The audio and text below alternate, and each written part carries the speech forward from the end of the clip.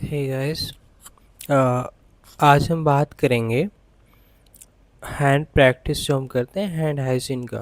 तो उसके बारे में बात करेंगे कि डब्ल्यूएचओ का क्या क्या क्राइटेरिया इसमें है, कि डब्ल्यूएचओ ने क्या क्या परमिशन दी है। तो हम बात करेंगे आज माइक्रोबायोलॉजी के अपने लेक्चर में 5 मोमेंट्स फॉर हैंड हाइजीन, कि तुम हैंड हाइजीन के लिए कब जाओगे, तुम कब देखने वाले हो कि हैंड हाइजीन तुम्हें करनी है। ठीक है, तो आज हम उसी पे बात करते हैं। पहले, बिफोर टचिंग अ पेशेंट, इसका मतलब क्या समझते हो तुम? इसका मतलब ये है कि if you have any infection, okay, because your major priority is to protect your patient, right.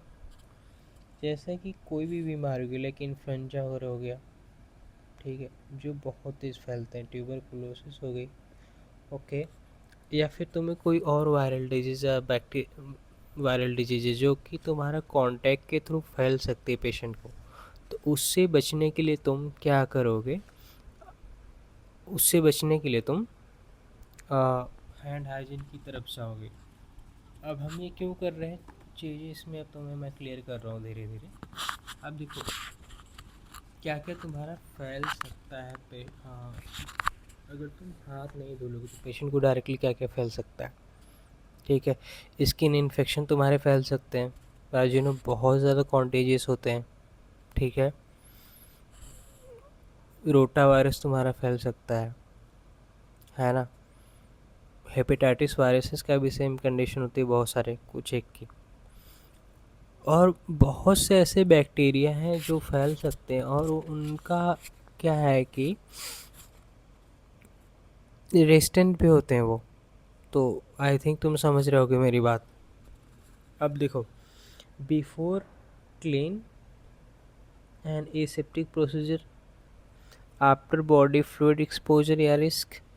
अगर बॉडी फ्लूइड का एक्सपोजर मान लो ब्लड का हो गया, ठीक है, पस का हो गया, ओके, तो उसके बाद तो अभी तुम क्या करोगे, हैंड हाइजीन की तरफ जाओगे। चाहे तुम हैंड रब करना हो, हैंड वॉश करना हो, तुम ज़रूर करोगे after touching a patient. Let's suppose patient को कोई इन्फेक्शियस डिजीज़ है, it can be TB, HIV. HIV तो डायरेक्ट ऐसे नहीं होता है, बट फिर भी तुम प्रिकॉशन लोगे। इन्फ्लुएंजा का हो गया, ठीक है, न्यूमोनिया का हो गया जो तुम्हारा फैलता है कांटेक्ट के थ्रू। तो तुम इन सब चीज़ों में क्या करोगे कि तुम हैंड हाइजीन की तरफ जाओगे। लेट्स एग्जांपल, एग्जांपल मान लो इन्फ्लुएंजा हो गया तुम्हारा, ट्यूबरकुलोसिस जो फैलती है ना, निमोनिया हो गया तुम्हारा। तो इन सब के टाइम पे, या बॉडी फ्लूइड में एग्जांपल तुम्हारा क्या हो गया, ब्लड हो गया, पस हो गई, ठीक है, ये सब फैल सकता है, okay. And after touching a patient surrounding, अब तुम्हें पता है कि तुम्हारा जो हॉस्पिटल है वो हार्बर्स करता है कि बहुत सारे माइक्रोबियल एजेंट्स को जो डिजीज कॉज करते हैं, और वो मैक्सिमम क्या है कि तुम्हारा एंटीबायोटिक रेजिस्टेंस होते हैं। तो इसलिए तुम्हें इन सारी हाइजीन 5 मोमेंट्स है हाइजीन के, ये तुम्हें फॉलो करनी है। अब यहाँ पे डायग्राम में देखो जो फिगर है, before touching a patient, okay, and before a procedure, ठीक है, आफ्टर टचिंग, आफ्टर प्रोसीजर और body fluid exposure, after touching a patient, after touching patient surrounding. समझ गए? तो ये तुम्हें याद होना चाहिए। अब इसमें तुम क्या क्या कर सकते हो हैंड हाइजीन में। तुम्हारे पास 3 ऑप्शन है, ठीक है। तुम हैंड रब करो, वॉश करो, ठीक है। अगर तुम सर्जन हो तो तुम्हारा काम क्या रहेगा कि तुम अपने प्रोसीजर से पहले स्क्रब यूज करोगे। सर्जन स्क्रब जो होता है, ठीक है, ये सर्जिकल हैंड स्क्रब तुम यूज करोगे, समझे। अब देखो तुम हैंड रब कब करोगे, इंडिकेशन क्या है कि during routinely patient care activities में करते। अब तुम जैसे डॉक्टर हो, ओके, तुम वार्ड में जा रहे हो तब भी तुम्हें करना, तुम पेशेंट की सराउंडिंग्स में टच वच कर रहे हो तब भी तुम्हें हैंड रब करना है। सैनिटाइज़र होता है ना, उससे हैंड रब करते हैं हम। अब इसका फ़ायदा क्या होता है कि जैसे तुमने सैनिटाइज़र अपने हाथ में लगाया, अब इसके लिए तुम्हें क्या है ना कि इसको ड्राई करने के लिए तुम्हें ज़्यादा वो टाइम लेने की ज़रूरत नहीं, ये अपने आप ड्राई हो जाते, इवेपोरेट हो जाते, लिक्विड ही होता है, इवेपोरेट होने लगता है। तुमने अपने हाथ में लगा लिया, इवेपोरेशन होने लगता है। अब इसमें क्या क्या होता है, तुम्हारा इथाइल एल्कोहल बेस्ड होता है, क्लोरहेक्सिडिन बेस्ड होता है। अब इसकी कंसंट्रेशन तुम्हें याद रखनी है। जो इथाइल एल्कोहल 70 to 80% होता है, क्लोरहेक्सिडिन तुम्हारा 0.5 to 4% होता है। ड्यूरेशन भी तुम्हें याद रखनी, 20 से 30 सेकेंड का ड्यूरेशन होता है। ओके, आई होप समझ रहे होगे तुम। तुम्हारा ड्यूरेशन कितना है, 20 से 30 सेकेंड। ओके, तुम्हारा ड्यूरेशन है 20 से 30 सेकेंड, ये तुम्हें याद रखनी बहुत ही इंपॉर्टेंट है। इथाइल एल्कोहल 70 to 80%, क्लोरहेक्सिडिन तुम्हारा 5.5 to 4%। ओके, अब तुम्हारा क्या है, एक एक्सेप्शन होता है। अगर तुम्हारे हाथों में विजुअली स्वारल विद ब्लड कंडीशन दिख रही है, अदर बॉडी फ्लूइड दिख रहे हैं, तब तुम हैंड हाइजीन में तुम हैंड रब नहीं करोगे, तो तुम क्या करोगे, हैंड वॉश करोगे। इस केस में हैंड रब नहीं करना है, हैंड रब नहीं जाना है, हैंड वॉश की तरफ जाना है। अब हैंड वॉश में क्या क्या कंडीशन आती है, तुम्हारा लिक्विड फॉर्म में, जेल फॉर्म में और बार्स फॉर्म में। जो साबुन होता है ना सॉलिड वाला, उसको बार्स बोलते हैं, टिकिया जो होती है साबुन की। अब इसमें तुम्हारा 4% क्लोरहेक्सिडिन होता है, बात समझ में आ रही, 4% क्लोरहेक्सिडिन। अगर ये नहीं है तुम्हारे पास, तुम ऑर्डिनरी साबुन यूज़ करोगे सोप, और वो 40 से 60 सेकंड के लिए होता है, समझे, परसेंट मीन्स 40 से 60 सेकंड के लिए होता है।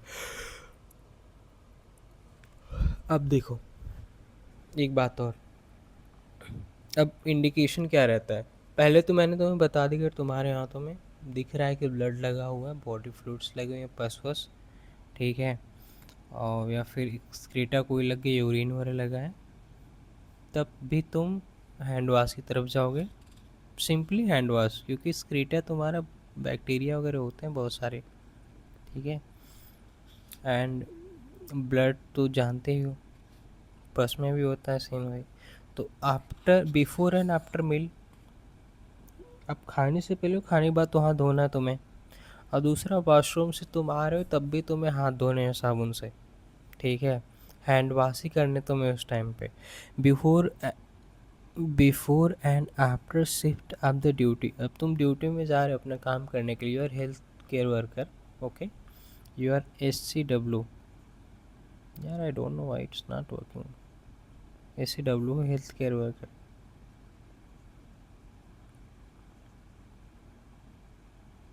ठीक है। अब जब तुम हेल्थ केयर वर्कर हो, तो तुम चाहते हो तुम्हारे मेन प्रायोरिटी तुम्हारे पेशेंट सेफली अपने घर जाएं ट्रीट होके, तो उसमें क्या तुम खुद का भी प्रिकॉशंस लोगे कि नहीं, तुम्हें अपना हैंड प्रैक्टिस, हैंड हाइजीन अच्छे से रखनी है, ठीक है। And when giving care to a patient with diarrhoea, एक इंडिकेशन ये होता है, तुम्हें ध्यान रखना है। और एक ये था कि वॉशरूम से आने के बाद तुम्हें हैंड वॉश करना है, ओके। एंड अब हम जा रहे हैं सर्जिकल हैंड स्क्रब की तरफ। सर्जिकल हैंड स्क्रब में हम क्या करते हैं कि 4% क्लोरहेक्सिडिन लेते हैं 3 to 5 मिनट के लिए। एंड इसमें क्या है कि तुम्हारा प्रोसीजर से पहले तुम करोगे एंड आफ्टर गिविंग प्रोसीजर, मतलब कि इन बिटवीन आप प्रोसीजर्स भी करोगे कि हाँ तुम्हारा जो है कि हैंड हाइजीन मेंटेन रहे, ओके। इतना तुम्हें समझ में आ जाना चाहिए। And I don't know what the hell is happening with me, it's not working यार, हेल नो भाई।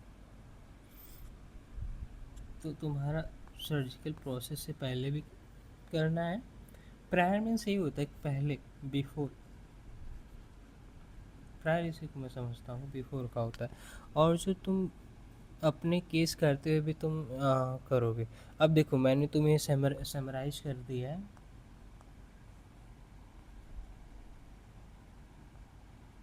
समरी मैंने बना दिया यहाँ पे।